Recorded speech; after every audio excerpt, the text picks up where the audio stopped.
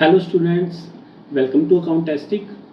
आज बेटा आप अकाउंटिंग का फर्स्ट चैप्टर स्टार्ट करेंगे जिसमें आप अकाउंटिंग टर्म सीखेंगे जो अपनी अकाउंटिंग प्रिपरेशन करने के लिए बहुत ज़्यादा हेल्पफुल है। बेटा ये कुछ ऐसी अकाउंटिंग टर्म्स हैं जो अपने को डेली बेसिस पे अपने अकाउंटिंग के कंसेप्ट्स में मिलेंगी। आज आप देखेंगे कौन कौन सी ऐसी अकाउंटिंग टर्म्स हैं जो डेली बेसिस पे अकाउंटिंग के लिए ज़रूरी होती हैं। ठीक है, तो लेट्स गेट स्टार्टेड। सबसे पहले तो बेटा आप अकाउंटिंग देखेंगे भी अकाउंटिंग का मीनिंग क्या होता है, राइट।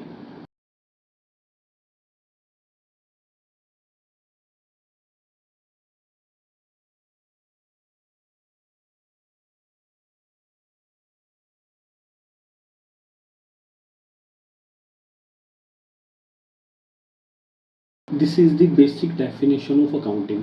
अकाउंटिंग क्या लिखा बेटा अपने, accounting is the art of recording. सबसे पहले तो वर्ड याद रखना है रिकॉर्डिंग। रिकॉर्डिंग का क्या मतलब होता है बेटा, कोई भी ट्रांजैक्शन है वो अपने रिकॉर्ड करनी है। देन मैंने लिखा है क्लासीफाइंग। क्लासीफाइंग का मतलब क्या है यहाँ पे बेटा, जैसे अपना कोई भी चीज़ें जो रिकॉर्ड करके रखेंगे उसको क्लासीफाई भी करना पड़ेगा। ठीक है, क्लासीफाई के लिए मैं बेस्ट एग्जांपल जैसे देता हूँ आपको, लाइक कैशियर होता है। अगर अगर आप किसी मॉल या मार्ट वगैरह गए होंगे ना, तो वहाँ पे अगर आप कैशियर पे देखोगे ना बिल काउंटर पे, तो उसने क्या करा होता है, सभी नोट्स को क्लासीफाई करा होता है। बेसिकली 50 के नोट्स वन साइड होते हैं, 10 के नोट वन साइड होते हैं, 500 के वन साइड, 100 के वन साइड। इसको क्या बोलते हैं बेटा, इसको बोलते हैं क्लासीफाई करना। Then there is a word called summarising. Summarising का मतलब होता है जो अपने रिकॉर्ड करा है और जो अपने क्लासीफाई करा है उन सभी को टोटल लगा के समराइज करना है। ठीक है, in a significant manner. I hope आपको इसकी डेफिनेशन तो क्लियर होगी। ठीक है, नाउ आफ्टर दैट अब आप देखेंगे बेटा अकाउंटिंग ट्रांजैक्शंस जो है वो आप कैसे करते हैं, उसमें क्या स्टेप्स होते हैं। सबका जो पॉइंट आता है बेटा इसके रिगार्डिंग, सबसे पहला पॉइंट आता है आइडेंटिफिकेशन। नाउ आइडेंटिफिकेशन का क्या मतलब है, आइडेंटिफिकेशन का मतलब है कि जो भी अपन ने ट्रांजैक्शंस करनी है वो इकोनॉमिक इवेंट्स के रिलेटेड होनी चाहिए, ना कि नॉन इकोनॉमिक इवेंट के लिए। सर अब ये क्या चीज़ें हैं बेटा, इकोनॉमिक इवेंट वो वाले इवेंट होते हैं जो कोई अर्न करने के लिए, प्रॉफिट अर्न करने के लिए, लाइफ अपनी चलाने के लिए अपने को जरूरी होती है, उनको आप इकोनॉमिक इवेंट बोल देते हैं। नॉन इकोनॉमिक इवेंट कौन से होते हैं बच्चे, नॉन इकोनॉमिक इवेंट होते हैं जो डेली बेसिस पे बट विदाउट उसमें कोई आप प्रॉफिट नहीं कमा रहे, उसको अपन नॉन इकोनॉमिक बोलते हैं। ठीक है, for example like profit on sale of business. अपन ने जो प्रॉफिट कमाना है वो अपना बिजनेस में कुछ बेच के कमाना है, उसको आप इकोनॉमिक इवेंट बोलेंगे जो मनी से रिलेटेड होएगा, राइट। नॉन इकोनॉमिक क्या बोलेंगे भी सर, वो बहुत अच्छा बंदा है, वो पंचुअल है, उसको अपन नॉन इकोनॉमिक बोलते हैं। यानी कि अपन ने जो अकाउंटिंग में नोट डाउन करना है, आइडेंटिफाई करना है, वो इकोनॉमिक इवेंट करने हैं, यानी कि जो मनी से रिलेटेड होंगे, राइट। सेम उसके रिलेटेड ही सेकंड पॉइंट आप लिखेंगे बेटा मेजरिंग। मेजरिंग का क्या मतलब होता है बच्चे, मेजरिंग का मतलब होता है कि जो भी अपन ने ट्रांजैक्शन आइडेंटिफाई करी इकोनॉमिक इवेंट से रिलेटेबल है या नहीं है, वो अपन ने देखनी है ट्रांजैक्शन वो मनी से रिलेटेबल है या नहीं है। ठीक है, आफ्टर दैट बेटा अपन जब मेजरिंग कर लेंगे, आइडेंटिफाई किया पहले तो फिर मेजरिंग करा, देन आप उसको रिकॉर्डिंग करेंगे। अब आप इसको बुक्स में रिकॉर्ड करेंगे। ठीक है, बुक्स में रिकॉर्ड करने के लिए आप एक चैप्टर करेंगे बेटा जिसका नाम लिखा जाता है जर्नल, जिसमें आप सारी जो भी अपनी ट्रांजैक्शन होती है, monetary transaction, remember that monetary transaction होती है उसको आप रिकॉर्ड करेंगे, राइट। रिकॉर्ड करने के बाद जो मैंने अभी आपको डेफिनेशन में बेटा पॉइंट लिखाया, दैट इज क्लासिफिकेशन।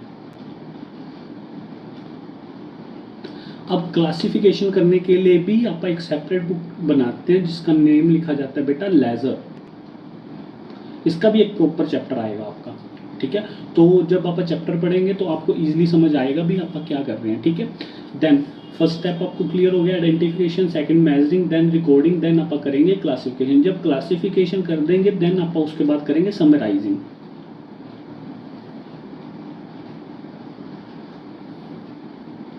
अब समराइजिंग के लिए भी बच्चे एक चैप्टर अपन ने नोट डाउन करना है जिसका नेम लिखा जाता है बेटा ट्रायल बैलेंस।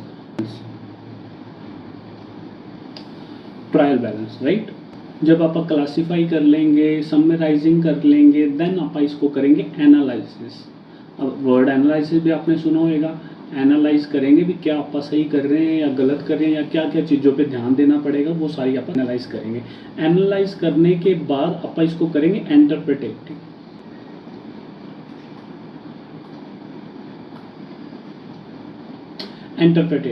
इंटरप्रेटेटिंग क्या होता है बच्चे, जो भी अपने अकाउंटिंग ट्रांजैक्शन करी है उसकी जजमेंट के लिए अपन एक प्रॉपर शीट बना के देनी है, ठीक है।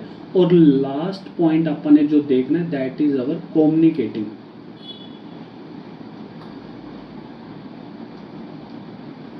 कम्युनिकेटिंग का क्या मतलब होता है बच्चे, जो अपने शीट बनाई अब अपने मालिक को तो दिखानी पड़ेगी ना भी आपकी कंपनी जो चल रही है वो इस हिसाब से चल रही है, तो वो सारा कम्युनिकेशन में आ जाता है। कई बार क्या होता है बेटा, एमसीक्यू में क्वेश्चन पूछ लेते हैं अभी फर्स्ट स्टेप क्या होता है अकाउंटिंग का, तो याद रखना है फर्स्ट स्टेप अवर आइडेंटिफिकेशन और लास्ट स्टेप क्या है बेटा, लास्ट स्टेप अवर कम्युनिकेटिंग, ठीक है। अगर इन सारों को मैं अटैच करूंगा ना तो इसको आप एक्चुअल में बोलते हैं प्रोसेस ऑफ अकाउंटिंग।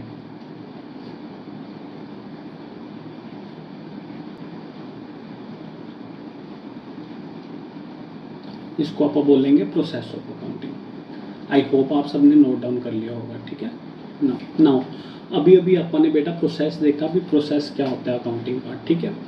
अब आप देखेंगे बच्चे भी अकाउंटिंग आप करते क्यों हैं। अभी तक तो हमें बेटा यही पता भी सिर्फ आप प्रॉफिट और लॉस निकालने के लिए अकाउंटिंग करते हैं, बट अब आप ये चीज़ें नहीं नोट डाउन करेंगे। अब आप प्रॉपर पॉइंट्स देखेंगे भी किस किस के रिगार्डिंग अकाउंटिंग होती है या क्यों जरूरी है अकाउंटिंग अपने को, ठीक है। चलो लेट्स गेट स्टार्टेड।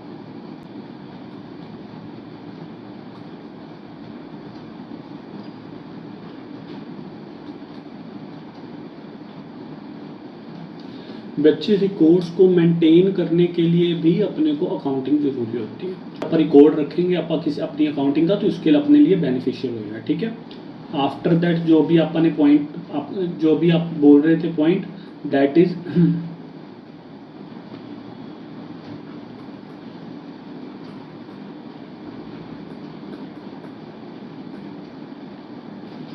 प्रॉफिट और लॉस डिटरमाइन करने के लिए भी अपने को अकाउंटिंग जरूरी होती है, ठीक है।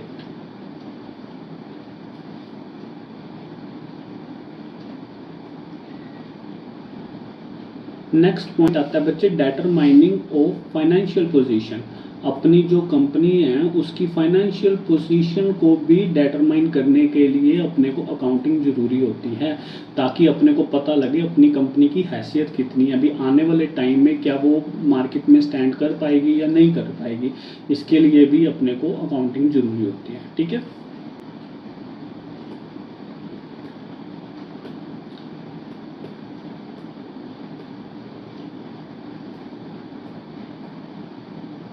Protecting business assets. एसेट्स क्या होते हैं अभी आपको आप करेंगे, जब आप करेंगे अकाउंटिंग टर्म्स तो एसेट वैसे ही अभी समझ लो एसेट्स जो होते हैं बच्चे वो अपनी कंपनी की संपत्ति होती है, राइट। अभी आप अकाउंटिंग टर्म में इसको और देखेंगे, उसको प्रोटेक्ट करने के लिए भी अपने को अकाउंटिंग जरूरी होती है।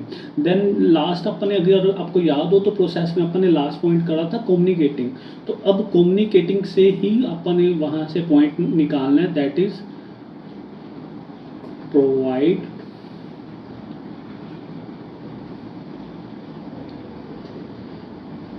information to users, ठीक है। अभी यूज़र पे भी आता हूँ मैं। अपने जो भी ओनर्स वगैरह हैं उनको इंफॉर्मेशन प्रोवाइड अप करने के लिए भी अपने को अकाउंटिंग जरूरी होती है, ठीक है। सर इनको बोलते क्या हैं, बेसिकली आप ये बोले नीड ऑफ अकाउंटिंग। अकाउंटिंग की क्या नीड है, क्यों नीड है अकाउंटिंग की, क्यों नीड है, नीड ऑफ अकाउंटिंग। क्लियर हुआ बच्चे, ओके। आई होप आप सबने नोट डाउन कर लिया होगा। नाउ बच्चे अभी अभी लास्ट पॉइंट में आपने एक टर्म देखी यूजर्स। अब फोकस आप यूजर पे करेंगे। पहले तो यूजर बच्चे दो तरह से होते हैं, एक होता है इंटरनल यूजर और एक होते हैं external user, right. Internal user कौन से होते हैं, जो किसी भी कंपनी की अकाउंटिंग की माइक्रो लेवल तक वो इंफॉर्मेशन गैदर कर सकते हैं, उसको आप इंटरनल यूजर कह सकते हैं, ठीक है। फॉर एग्जांपल आवर ओनर जिसका बिजनेस चल रहा है, ठीक है, अनडाउटली जिसका बिजनेस है वो खुद तो जो छोटी से छोटी बारीक से बारीक चीज़ अपनी अकाउंटिंग के रिलेटेड वो इंफॉर्मेशन गैदर कर सकता है, ठीक है, उसको आप इंटरनल यूजर बोलते हैं, राइट। आफ्टर दैट बेटा there is a management. Management कौन सी होती है बेटा, जो भी बंदे काम कर रहे होते हैं बिजनेस में या किसी भी बिजनेस में, जो बंदे काम कर रहे होते हैं उसको अपन मैनेजमेंट बोल देते हैं, ठीक है, जो मैनेज करता है बेसिकली। ये दोनों बच्चे इंटरनल यूजर है, ठीक है। आफ्टर दैट बच्चे there is a external user. अब एक्सटर्नल यूजर कौन कौन से होते हैं, जिनको कंपनी की इन्फॉर्मेशन से इफेक्ट तो पड़ता है, लेकिन ये सिर्फ वही इन्फॉर्मेशन गैदर कर सकते हैं जो इंटरनल यूजर इनको देंगे, ठीक है। एक्सटर्नल यूजर में कौन कौन से आते हैं, सबसे पहले तो बच्चे अपने एम्प्लॉइज, जो अपने कंपनी में काम करते हैं, ठीक है, उनको अपन एम्प्लॉइज बोलते हैं। तो एम्प्लॉइज भी नेचुरली अपने एक्सटर्नल यूजर हैं, ठीक है। आफ्टर दैट आवर इन्वेस्टर्स, जिन्होंने कंपनी में पैसा लगाया हुआ है। आफ्टर दैट गवर्नमेंट, गवर्नमेंट को भी तो आपकी कंपनी से रिलेटेबल होएगा ना, तो ओनर से मांगती है इन्फॉर्मेशन, वो खुद नहीं गैदर करती, वो ओनर से मांगती है, ठीक है। देन आवर बैंक्स या फाइनेंशियल इंस्टीट्यूशंस,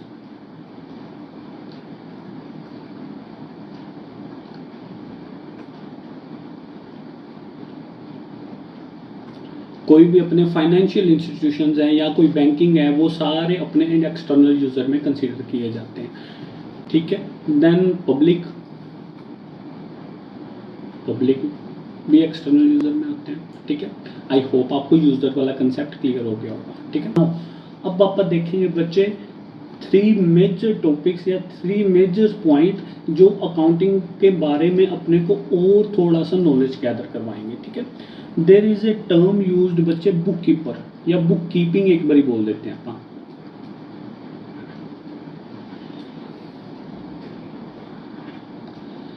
आफ्टर दैट बच्चे there is a term use accounting, and lastly there is a term use accountancy.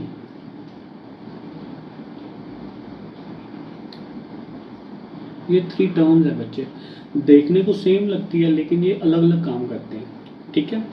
अभी आप देखेंगे बच्चे इन तीनों में डिफरेंस क्या होता है। सबसे पहले तो जो बुक कीपिंग होती है ना बेटा, वो बेस लेवल पे स्टार्ट होती है। बेस लेवल का क्या मतलब होता है सर, जो अकाउंटिंग सिर्फ रिकॉर्ड करने से लेके क्लासिफाई करने तक ही सीमित रह जाती है, उसको अपन बुक कीपिंग बोलते हैं, ठीक है। और बात याद रखनी है, इसको जो परफॉर्म करता है बेटा उसको बुक कीपर बोलते हैं। ये अपना बेस स्टेप होता है, बेस स्टेप यानी कि सिर्फ रिकॉर्ड करने ट्रांजैक्शन।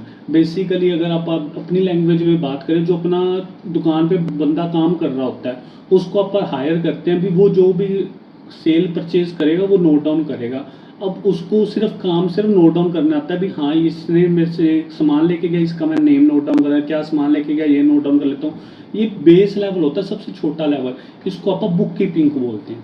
और जो इसको परफॉर्म करता है बेटा उसको बोलते हैं बुक कीपर, यानी कि सबसे छोटा अकाउंटेंट, ठीक है। देन आता है बच्चे अकाउंटिंग। अकाउंटिंग अपनी सेकेंडरी स्टेज होती है,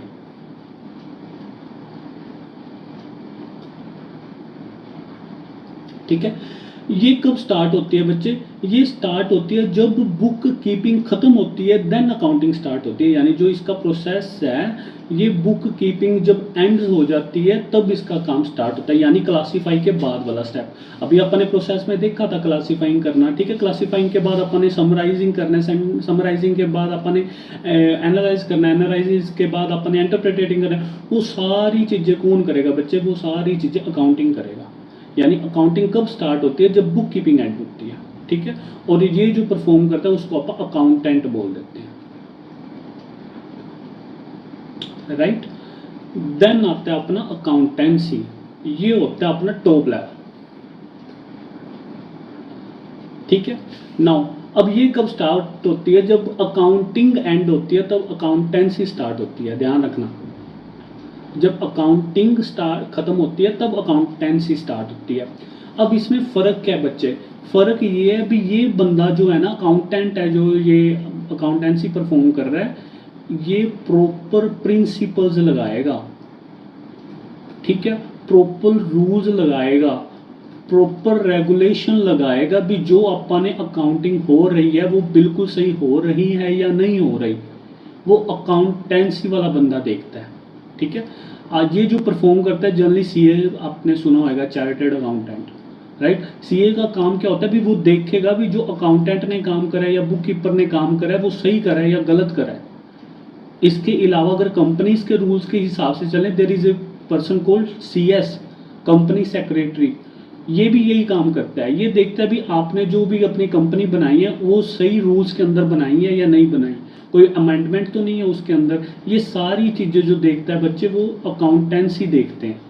यानी कि बुक कीपिंग सबसे छोटा लेवल हो गया, अकाउंटिंग थोड़ा सा बड़ा लेवल हो गया, अकाउंटेंसी सबसे बड़ा लेवल हो गया। बात समझ आई। बुक कीपिंग जो परफॉर्म करता है वो बुक कीपर उसको बोल देते हैं, अकाउंटिंग जो परफॉर्म करता है उसको आप अकाउंटेंट बोल देते हैं, और जो अकाउंटेंसी परफॉर्म करता है उसको आप सीए या सीएस बोल देते हैं। ठीक है। आई होप आपको यहाँ तक की बातें सब कुछ समझ में आ गई होंगी। नाउ बच्चे यहाँ तक थी बेसिक अकाउंटिंग जो अपने को जरूरी थी भी अपने क्या क्या चीज़ें होती हैं। आई होप आपको सब कुछ समझ में आया होगा भी कैसे अकाउंटिंग होती है, क्या प्रोसीजर होता है उसका, कैसे क्या क्या ऑब्जेक्टिव होता है उसके, क्यों नीड होती है अकाउंटिंग की। आपका थोड़ा थोड़ा दिमाग खुलना शुरू हो गया होगा। ठीक है। अब जो नेक्स्ट पॉइंट आना है बेटा वो अपने करने अकाउंटिंग टर्म्स, जो बेसिक अकाउंटिंग टर्म्स है जो आपको डेली बेसिस पे जरूरी होती है पता होनी चाहिए, क्योंकि जब भी आप क्वेश्चंस करेंगे तब ये डेली बेसिस पे अपने को टर्म्स मिलेंगी। तो तब माइंड में अपने ये ना आए भी सर ये टर्म्स तो अपने की नहीं हुई, या ये टर्म्स का मीनिंग क्या होता है, ये अपने को मतलब मीनिंग ही ना पता उस चीज़ का, तो फिर करने का फ़ायदा ही नहीं है। तो वहाँ पे फोकस आप सिर्फ क्वेश्चंस पे रखेंगे, यहाँ पे फोकस आप सिर्फ अकाउंटिंग टर्म सीख लेंगे। लेमैन की लैंग्वेज में तो अपन ने बड़ी चीज़ें सुनी हुई हैं, लेकिन उसको अकाउंटिंग की लैंग्वेज में क्या बोलते हैं वो चीज़ें सीखनी है, यानी कि अपने अकाउंटिंग की लैंग्वेज सीखनी है भी, अकाउंटिंग में कौन कौन सी टर्म यूज होती हैं। ठीक है। I hope you will like that. ठीक है। चलो लेट्स गो नाउ। इसको समझने का बच्चे दो वे हैं, या तो मैं आपको एग्जाम्पल के तौर पे समझा दूं या आपको प्रॉपर टर्म्स के बिहाफ पे समझा दूं। अपन दोनों वे से समझते हैं। ठीक है। जैसे जैसे किसी को, जिस बच्चे को जैसे जैसे समझ आई जाएगी वो वैसे वैसे नोट डाउन करता जाएगा। ठीक है। सबसे पहले बच्चे देखो, there is a term called entity. Entity क्या होता है बच्चे? एंटिटी होता है भी देखना पड़ेगा भी जो आप अकाउंटिंग कर रहे हैं वो बिजनेस एंटिटी है या नॉन बिजनेस एंटिटी है। ठीक है। सर बिजनेस एंटिटी और नॉन बिजनेस एंटिटी का क्या मतलब होता है? सर बिजनेस एंटिटी वो वाली एंटिटी होती है जो प्रॉफिट मोटिव के लिए काम कर रही है। ठीक है। जो भी एंटिटी प्रॉफिट मोटिव के लिए काम करती है उसको आप बिजनेस एंटिटी बोल देते हैं। फॉर एग्जांपल कोई कंपनी है, कोई सोल प्रोप्राइटर है, वो सारी बिजनेस एंटिटी के अंदर कंसीडर होती है। आफ्टर दैट आती है बेटा नॉन बिजनेस एंटिटी। जैसे कोई आपने एनजीओ सुनी होगी, वो प्रॉफिट मोटिव के लिए काम करती है, वो करती है सर्विस मोटिव के लिए, उसको आप नॉन बिजनेस एंटिटी बोल देते हैं। ठीक है। तो ये एक टर्म है जो अपने याद रखना है, एंटिटी। राइट। आफ्टर दैट बच्चे आता है देयर इज ए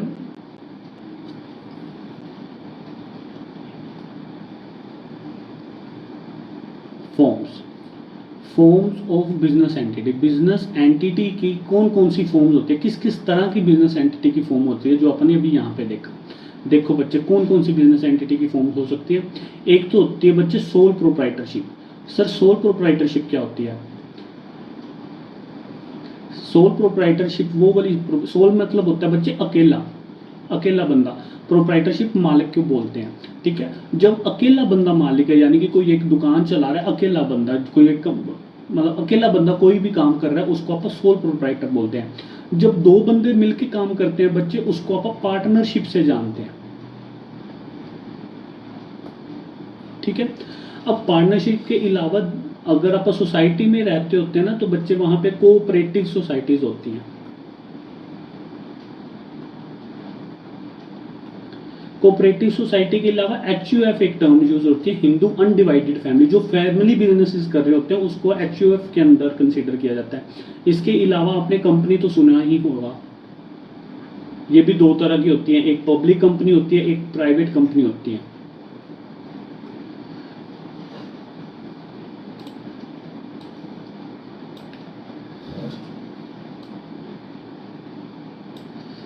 ठीक है बच्चे, आई होप आपको यहाँ तक की बातें समझ आ गई।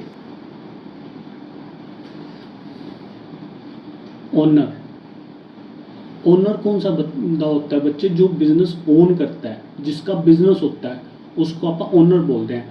ओनर के अलावा इसका नेम आप लिखते हैं, मतलब नॉर्मल लेमैन लैंग्वेज में इसको बिजनेसमैन बोल देते हैं, बट आप अकाउंटिंग लैंग्वेज में इसको प्रोप्राइटर बोलते हैं। जैसे अभी अपन ने सोल प्रोप्राइटरशिप देखी थी, उसको बोलते हैं, ये होता है मालिक, जो बिजनेस, जिसका बिजनेस है, ठीक है। आफ्टर दैट, अब ये जो मालिक है बच्चे, ये बिजनेस में पैसे लगाता है। जो बिजनेस में पैसे लगते हैं ना बच्चे, उसको आप कैपिटल बोलते हैं। कैपिटल क्या होता है बच्चे? Amount invested in the business.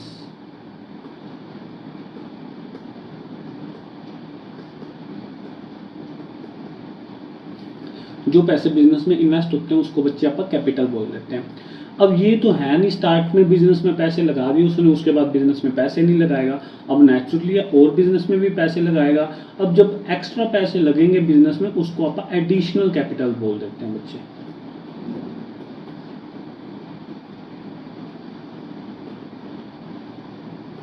जब और पैसे लग जाते हैं उसको आप एडिशनल कैपिटल बोल देते हैं।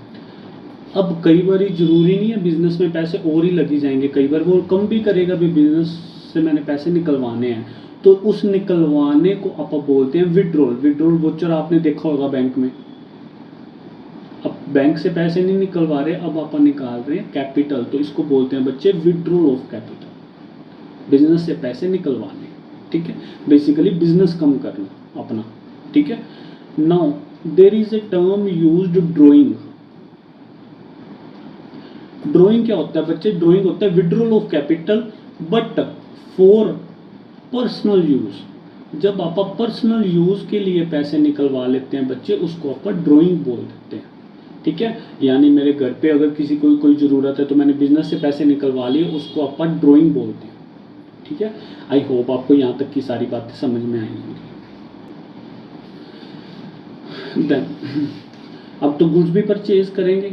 अब अगर बिजनेस में पैसे लगाएं तो नेचुरली कुछ चीज़ें भी परचेज करेंगे, तो उसको आप बोल देते हैं परचेज।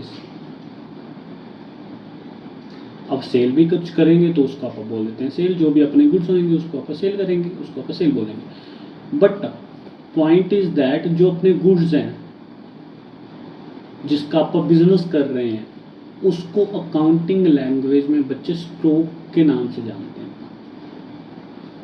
स्टॉक का मतलब हिंदी में या पंजाबी में माल बोलते हैं, कितना माल पे है, ठीक है। That is our stock. Stock का अकाउंटिंग लैंग्वेज में गुड्स को स्टॉक बोलते हैं, ठीक है, ध्यान रखना। देन अब जब आप परचेज करेंगे तो दो ट्रांजैक्शन से करेंगे, या तो कैश ट्रांजैक्शन से करेंगे तो या करेंगे उधार। उधार को अपनी अकाउंटिंग लैंग्वेज में बच्चे क्रेडिट बोलते हैं, ठीक है। या तो जो भी अपनी ट्रांजैक्शन होएगी या तो कैश होएगी, या तो अपन नगद करेंगे ट्रांजैक्शन, चाहे परचेज है चाहे सेल है, और या होएगी उधार, ठीक है। ध्यान रखना इस चीज़ का। उधार को अकाउंटिंग लैंग्वेज में आप क्रेडिट बोलते हैं, ठीक है। देन अब जब आप परचेज करेंगे बच्चे, अब किसी से माल आपने खरीदा, जिसके पैसे आपने देने होते हैं, यानी कि अगर आपने उधार परचेज कोई चीज़ करी है तो मैं उसके पैसे दूंगा, और जिसको मैं पैसे दूंगा उसका नेम लिखा जाता है बच्चे क्रेडिटर। क्रेडिटर कौन सा पर्सन होता है बच्चे? क्रेडिटर वो वाला बंदा होता है जिसके पैसे मेरे को देने हैं, ठीक है, ठीक होगी बात। नेक्स्ट, अब जब परचेज के टाइम सर उधार हुई तो आप उसको क्रेडिटर बोल दिया, अभी जिसके पैसे देने हैं। अब सब सर जब आप सेल करेंगे तब कोई बंदे ऐसे होंगे जो उधार करके जाएंगे, और जो बंदे से पैसे मैंने लेने हैं उसको आप टर्म यूज करते हैं बच्चे डेटर। बी साइलेंट है यहाँ पे, आप वर्ड यूज करेंगे डेटर, राइट। नाउ अब ध्यान रखना, अब अगर परचेज करी है तो नेचुरली परचेज रिटर्न भी होगी। अब अगर सेल करी है तो सेल रिटर्न भी होगी।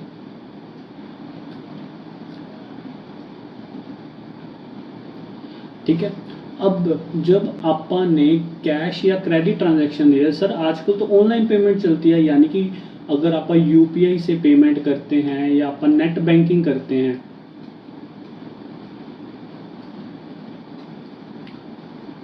ठीक है, तो अगर ऑनलाइन ट्रांजैक्शन करते हैं तो उसके लिए आप सिंगल एक ही वर्ड यूज कर देते हैं जिसका नाम रखते हैं बच्चे आप बैंक, राइट। देन नेक्स्ट आप देखेंगे बेटा डेटर होता है, डेटर जिससे पैसे लेने होते हैं। सर कई बारी बंदे का ना दिवालिया निकल जाता है, यानी वो बैंक करप्ट हो जाता है या उसकी नीयत ही नहीं होती देने की, बैंक करप्ट हो जाता है या उसकी नीयत नहीं होती, वो देना ही नहीं चाहता, तो अकाउंटिंग लैंग्वेज में आप उसको यूज करते हैं बच्चे इंसॉल्वेंट। इंसॉल्वेंट का क्या मतलब होता है, जिस बंदे का दिवालिया निकल गया, ठीक है, उसको आप इंसॉल्वेंट बोलते हैं। अब जब बंदा ही इंसॉल्वेंट हो गया, पर्सन इंसॉल्वेंट हो गया, तो उससे जो पैसे लेने थे वो तो मेरे डूब ही गए। तो अब जो पैसे मेरे डूब जाते हैं बच्चे, उसको आप बोलते हैं बैड डेट, जो पैसे अपने डूब गए, ठीक है। अब जब पैसे डूब गए तो हो सकता है कई बार क्या होता है बच्चे, डूबे हुए पैसे भी वापस आ जाते हैं। फॉर एग्जांपल मैंने अपनी, जब कोई बंदा इंसॉल्वेंट हुआ, मैंने एंट्री अपनी बुक्स में डाल दी जी, वो ये बंदा बैड डेट हो गया, ये बंदा इंसॉल्वेंट हो गया और इसके जो पैसे मैंने लेने थे वो बैड डेट हो गए। अब सरकार ने क्या करा, उसका घर बार सब कुछ बेच दिया और जो पैसे बनते थे उसने थोड़े से मेरे को ला के दे दिए, सर ये आपने इससे पैसे लेने थे तो आप ये पैसे थोड़े से रख लो। अब सरकार ने ला के दे दिए, इसको बच्चे आप बोलते हैं बैड डेट रिकवर्ड। जो अपने पैसे डूबे होते हैं वो वापस आ जाते हैं, तो उसको बोलते हैं बैड डेट रिकवर्ड अकाउंट, ठीक हुई बात। Then there is a term use बच्चे एसेट्स, ठीक है। एसेट्स क्या होता है बेटा, अभी मैंने आपको बताया था प्रोटेक्टिंग ऑफ एसेट्स, अभी अकाउंटिंग की जरूरत पड़ेगी, मैंने आपको बोला था। एसेट्स क्या होता है बच्चे, इसको अपन डिटेल में समझते हैं, ठीक है। देखो एसेट्स जनरली बच्चे 4 तरह से कंसीडर किए जाते हैं, लेकिन आप इसको पहले 3 तरह से सीखेंगे। फर्स्ट होते हैं बेटा नॉन करंट, ठीक है, नॉन करंट। अब नॉन करंट में क्या चीज़ें होती है, नॉन करंट वो वाले एसेट्स होते हैं जिसकी वैलिडिटी या जिसका life time period more than 1 year होता है, जो 1 साल से ज़्यादा के लिए यूज़ होते हैं, उसको अपन नॉन करंट एसेट्स बोल देते हैं। देन आते हैं बच्चे current assets. Sir current assets कौन से हुए, नेचुरली जिसका लाइफ टाइम पीरियड 1 साल से कम वाला है, उसको अपन करंट एसेट्स बोल देते हैं। देन आफ्टर दैट अपने पास आते हैं बच्चे फिक्टिशियस एसेट। फिक्टिशियस एसेट्स कौन से होते हैं बच्चे, ऐसे एसेट जो एसेट होते नहीं है लेकिन आप उसको ट्रीट एसेट की तरह करते हैं, ठीक है। अब नॉन करंट में भी जनरली 2 तरह के आते हैं, एक अपना टेंजिबल, एक आता है बच्चे इनटेंजिबल। टेंजिबल एसेट्स कौन से होते हैं बच्चे, विच कैन बी सीन और टच, जिन एसेट्स को आप छू सकते हैं, देख सकते हैं, उसको आप टेंजिबल एसेट्स कहते हैं, ठीक है। टेंजिबल में कौन कौन से आते हैं बेटा, ध्यान से सुनना और लिख ही जाना, ठीक है। फर्स्ट आप बोलते हैं plant and machinery, plant and machinery. Then आप बोलते हैं land and building, then property, equipment, machinery हो गया, सॉरी, फर्नीचर, फिक्सचर्स, ये सारी चीज़ें अपनी टेंजिबल एसेट्स कंसीडर की जाती हैं। देन आता है बच्चे इनटेंजिबल एसेट। टेंजिबल एसेट्स में एक और बहुत इंटरेस्टिंग पॉइंट है, that is our life stock. Life stock कौन सा होता है बच्चे, लाइफ स्टॉक वो वाला एसेट होता है जो जिंदा होते हैं, यानी कि अपने एनिमल्स, अगर कोई पोल्ट्री फार्म खोला हुआ है, जो जितने भी हैन होंगे वो सारे लाइफ स्टॉक के अंदर कंसीडर होते हैं, ठीक है। हॉर्सेज हो गए, ये सारे लाइफ स्टॉक के अंदर कंसीडर होते हैं। देन आता है बच्चे इंटेंजिबल एसेट्स कौन से होते हैं बेटा, which we can not be seen no touch, ना तो आप उसको छू सकते ना आप देख सकते, ठीक है। नाउ इंटेंजिबल में कौन कौन से एसेट होते हैं बच्चे, गुडविल, अपनी रेपुटेशन जो होती है ना बच्चे, उसको आप गुडविल के नाम से जानते हैं अकाउंटिंग लैंग्वेज में। Then there is a term used patents, जब कोई साइंटिस्ट आइडिया बनाता है ना बेटा, तो उस आइडिया को पेटेंट किया जाता है, ठीक है, ताकि कोई और उसको ना बना सके या कोई और उसके रिगार्डिंग कोई भी इनकम अपनी जनरेट ना कर पाए। देन आता है बच्चे रॉयल्टी। रॉयल्टी क्या चीज़ होती है, जब कोई राइटर पब्लिशर से पैसे मांगता है या कमीशन लेता है, उसको अपन रॉयल्टी बोल देते हैं। आफ्टर दैट आता है बच्चे ट्रेडमार्क। बॉयज़ को ज़्यादातर पता होगा बेटा जो ट्रेडमार्क होते हैं वो साइन होते हैं किसी ना किसी चीज़ के। कोई वो बंदे अपना ट्रेडमार्क करवा लेते हैं, फॉर एग्जांपल लाइक एडिडास के 3 स्ट्राइप्स होती हैं अगर आपने देखा हो, नाइकी का ऐसे टिक बना होता है अगर आपने देखा हो तो, ठीक है। कार्स में भी ऐसे होते हैं, कार्स के भी अपने ट्रेडमार्क्स होते हैं, जैसे कि एस बना होएगा तो मारुति सुजुकी होता है, हुंडई के लिए एच बना होता है, ठीक है, वॉक्सवैगन के लिए डब्ल्यू बना होता है, ऑडी के लिए 4 सर्कल्स होते हैं, ठीक है। ये इसको आप ट्रेडमार्क बोलते हैं। देन आता है बच्चे कॉपीराइट। कॉपीराइट तो आपने यूट्यूब वगैरह पे देखते होंगे, ठीक है। कॉपीराइट क्लेम लग जाता है, यानी किसी का डाटा आप यूज़ करते हैं तो उसको कॉपीराइट बोलते हैं। ये सारी चीज़ें इंटेंजिबल एसेट्स के अंदर आती हैं। इन स्पाइट ऑफ दैट बच्चे there is a one more asset, अब जैसे मैंने अभी आपको बताया था उसको आप बोलते हैं नॉन करंट इन्वेस्टमेंट। जो पैसे अपन इन्वेस्ट करते हैं लंबे समय के लिए उसको अपन नॉन करंट इन्वेस्टमेंट बोल देते हैं। अब करंट एसेट्स में बच्चे आता है कैश, बैंक, स्टॉक, डेटर्स, ये सारे बच्चे, करंट इन्वेस्टमेंट, ये सारे अपने करंट एसेट्स में आ जाते हैं।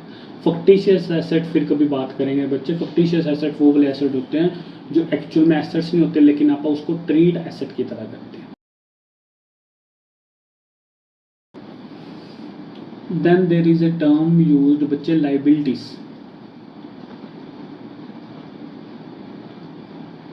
विच वी ओज टू, जब आपा ने किसी के पैसे देने होते हैं उसको आपा लाइबिलिटीज बोल देते हैं, ठीक है। अब लाइबिलिटीज भी जनरली बच्चे 2 तरह की होती है। इसको आप अपनी हिंदी लैंग्वेज में या पंजाबी लैंग्वेज में उसको देनदारियां बोलते हैं, जो आप लोगों का पैसा देना होता, ठीक है, उसको आप लाइबिलिटीज बोलते हैं। नाउ लाइबिलिटीज जनरली 2 टाइप्स की होती है बच्चे, non current and current liabilities. Non current same more than 1 year वाली लाइबिलिटीज, और करंट जो लेस देन 1 ईयर वाली होती हैं। सर नॉन करंट में कौन कौन सी आ जाती है, जैसे अपन ने किसी लोन आउटसाइडर से लिया हुआ है, बाहर मार्केट से अपन ने लोन लिया हुआ है, उसको अपन नॉन करंट कंसीडर करते हैं। बैंक से अगर लोन लेते हैं तो उसको भी अपन नॉन करंट कंसीडर करते हैं। करंट लाइबिलिटीज में कौन कौन सी आ जाती है बच्चे, करंट लाइबिलिटी में अपना पॉइंट आता है जैसे क्रेडिटर्स जिसके पैसे अपन ने देने हैं, कोई एक्सपेंसेस पड़ा है पेएबल वो अपन ने देना है। अगर अपना बैंक का बैलेंस नेगेटिव साइड चला जाए उसको अपन बैंक ओवरड्राफ्ट बोलते हैं, ठीक है। ये कुछ लाइबिलिटीज है जो आपने ध्यान रखनी है, ठीक है। आई होप आपने बेटा ये भी नोट डाउन कर लिया होगा। अब जब किसी बंदे से पैसे लेने होते हैं ना बच्चे, अब कई बार क्या होता है, मैं कहता हूँ बेटा मेरे को तेरे पे विश्वास नहीं है भाई, तू मेरे पैसे देगा कि नहीं देगा, तो ऐसे कर, तू ये कागज़ पे लिख के जा, तू साइन करके जा अपने भी, कल को मैं कोर्ट पे केस तो लगा सकूँ कि तूने मेरे पास पैसे देने थे तो मुकर जाएगा। तो जब मैं किसी से साइन करवा लेता हूँ ना बच्चे, उसको आप बिल रिसीवेबल बोल देते हैं, और बिल रिसीवेबल भी अपना करंट एसेट कंसीडर किया जाता है। बिल रिसीवेबल क्या चीज़ होती है बच्चे, जो आप साइन करके रखवा लेते हैं किसी बंदे से। देन सेम आप भी तो किसी के पास साइन करके जाएंगे ना बच्चे, कोई कहेगा भी सर मेरे को आप पे विश्वास नहीं, आप शायद मुकर जो, तो आपसे यहाँ पे साइन कर जो भी आप मेरे पैसे दे दोगे, तो उसको आप बोलते हैं बच्चे बिल्स पेबल। और ध्यान रखना है ये जो बिल रिसीवेबल और बिल पेबल का ड्यूरेशन होता है ना, टाइम पीरियड बच्चे, ये लेस देन 3 मंथ्स होता है। ये 3 महीने से ज़्यादा का टाइम पीरियड के लिए नहीं कंसिडर किया जाता, इसका टाइम पीरियड मैक्सिमम 3 मंथ्स का कंसिडर किया जाता है, ठीक है। After that there is a term used trade receivable. Sir अब ट्रेड रिसीवेबल क्या हुआ बेटा, जो अपने जिन से पैसे लेने होते हैं उसको ट्रेड रिसीवेबल बोलते हैं। इसमें डेटर और बिल रिसीवेबल इकट्ठे लिखे जाते हैं। सेम यहाँ पे टर्म यूज होती है बच्चे ट्रेड पेएबल। ट्रेड पेएबल में क्या आएगा, जिनके पैसे अपन ने देने हैं, एक क्रेडिटर होते हैं और साथ में कंसीडर किया जाता है बिल्स पे, ठीक है। आई होप आपको यहाँ तक की सारी बातें क्लियर हो गई होंगी। अब एक होते हैं बेटा expenditure. There is a term use expenditure. Expenditure generally बच्चे 3 तरह के होते हैं। एक होते हैं कैपिटल एक्सपेंडिचर, एक होते हैं रेवेन्यू एक्सपेंडिचर, एक होते हैं अपने डेफर्ड रेवेन्यू एक्सपेंडिचर। ठीक है। कैपिटल एक्सपेंडिचर कौन से होते हैं बच्चे, जो लंबे समय के लिए किए जाते हैं। ठीक है सर, उसको तो बट वो एसेट्स हैं बच्चे, ये वो लाइबिलिटीज थी, ये एक्सपेंडिचर खर्चा यानी एसेट खरीदने के लिए, वो भी तो अपना कैपिटल है ना, वो डेली थोड़ी खर्चा करोगे। अगर अपन ने कोई एसेट करा, फॉर एग्जांपल कोई प्लांट एंड मशीनरी खरीदा या कोई अपन ने फर्नीचर खरीदा, तो फर्नीचर लंबे समय के लिए खरीदा जाता है। ये नहीं है कि अपन सिर्फ 2 महीने बाद चला के बाद अपन दोबारा से नया फर्नीचर बनाते रहेंगे, ऐसा कुछ नहीं होता। ठीक है, उसको बोलते हैं कैपिटल एक्सपेंडिचर, जो एसेट के रूप में किया जाता है खर्चा। देन आता है रेवेन्यू एक्सपेंडिचर, जो अपना सेल करने के लिए या गुड्स मैन्युफैक्चरिंग करने के लिए, परचेज करने के लिए कोई खर्चा होए, उसको आप रेवेन्यू एक्सपेंडिचर बोलते हैं। गुड्स मेक करने के लिए, सेल करने के लिए, परचेज करने के लिए। डेफर्ड रेवेन्यू एक्सपेंडिचर वो वाला एक्सपेंडिचर होता है बच्चे, जैसे फिक्टिशियस एसेट में मैंने आपको बोला था, तो वो फिक्टिशियस एसेट पे जो खर्चा किया जाता है ना, उसको अपन डेफर्ड रेवेन्यू एक्सपेंडिचर बोलते हैं। ठीक है, फिक्टिशियस एसेट पे किए जाने वाला खर्चा डेफर्ड रेवेन्यू एक्सपेंडिचर बोलते हैं। ठीक है। देन बच्चे there is a term used revenue, या आप बोलते हैं income. Then there is a term used बच्चे इनकम। इनकम कौन सी, इनकम भी दो तरह की होती है। एक होती है बच्चे ऑपरेटिंग इनकम, एक होती है नॉन ऑपरेटिंग इनकम। ऑपरेटिंग बेटा याद रखना बिजनेस एक्टिविटी को बोलते हैं। अब ऐसी इनकम जो जिसके सिर पे बिजनेस चल रहा हो, बेस पे अपना बिजनेस डिपेंडेंट हो, उसको आप ऑपरेटिंग इनकम बोल देते हैं। और ये सिंगल एक ही होती है बच्चे, that is our sale. Sale के बेस पे बिजनेस चल रहा होता है अपना। ठीक है, उसको आप ऑपरेटिंग इनकम बोलते हैं। देन आती है नॉन ऑपरेटिंग, जो अपनी साइड इनकम होती है, उसको अपन नॉन ऑपरेटिंग इनकम बोल देते हैं। फोर से लाइक रेंट रिसीव्ड, किराया आ रहा है बच्चे, इंटरेस्ट कहीं पे पैसे किए वो वहाँ पे पैसे आ रहे हैं, इंटरेस्ट रिसीव्ड। ठीक है, ये सारी बच्चे नॉन ऑपरेटिंग इनकम होती है। ठीक है,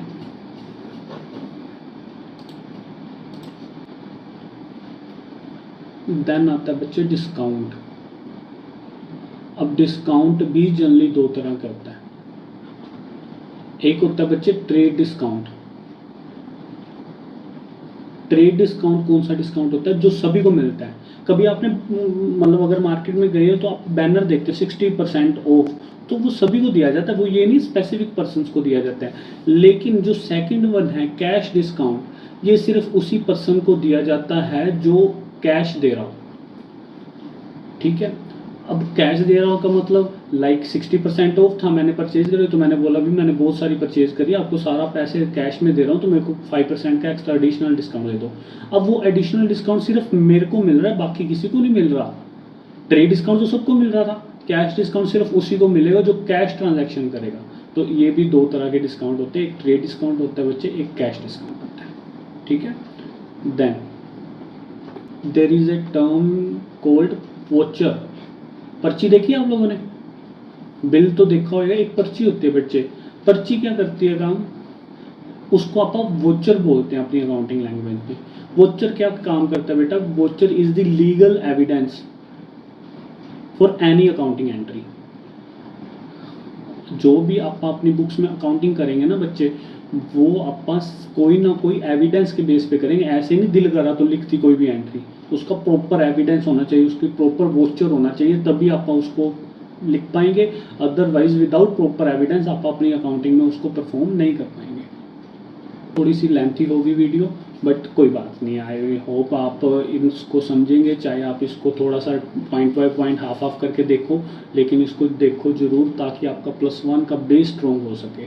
बेटा मैं अपने बच्चों को जनरली बोलता हूँ, तो मैं कभी भी तैयारी आपको सिर्फ +1 के बेसिस पे नहीं करवाऊँगा, मैं आपको करवाऊँगा आपकी पोटेंशियल्स के एक्स्ट्रा तैयारी करवाऊँगा, ताकि आप आने वाले टर्म्स में सिर्फ नंबर्स के बेसिस पे ना हो, ताकि अपने को नॉलेज बहुत ज़्यादा हो।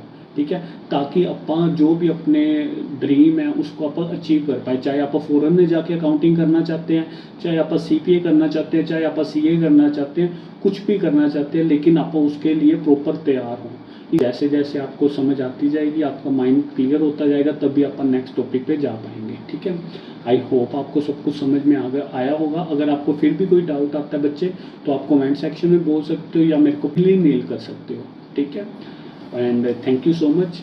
I hope you like the video and subscribe our channel Accountastic. Bye.